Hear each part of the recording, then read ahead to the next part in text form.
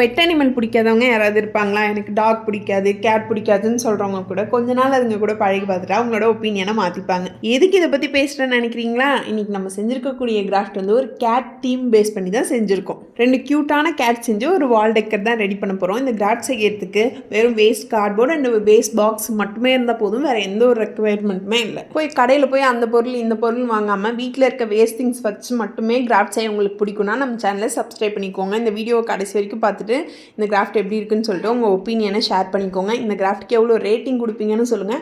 நான் ஒரு talk lover. உங்களுக்கு என்ன பெட் அனிமல் பிடிக்கும்? உங்களுக்கு வந்து டாக்லேயே இந்த மாதிரி வேறு கிராஃப்ட் வேணும்னாலும் கமெண்ட் பண்ணுங்கள். கண்டிப்பாக நான் அதை செய்கிறேன். இந்த ஒரு கிராஃப்ட்டை நீங்கள் பல விதமாக யூஸ் பண்ணலாம். இந்த கிராஃப்ட்டை நீங்கள் வால் டெக்கராகவும் வச்சுக்கலாம், ஷோ பீஸாகவும் வச்சுக்கலாம், பென் ஹோல்டராகவும் வச்சுக்கலாம், கீ ஹோல்டராகவும் வச்சுக்கலாம். இதே மாதிரியே நான் கேட் தீமில் கீ ஹோல்டர் ஆல்ரெடி வேறு வீடியோ செஞ்சு அப்லோட் பண்ணியிருக்கேன். அதை போய் செக் பண்ணி பாருங்கள். ரொம்பவே அழகாக இருக்கும். வெயிட் போகிறதுக்கு முன்னாடி உங்களோட ஃபேவரட் பெட் அனிமல் என்னன்னு சொல்லிட்டு கமெண்ட் பண்ணிட்டு போங்க. தேங்க்ஸ் ஃபார் வாட்சிங்.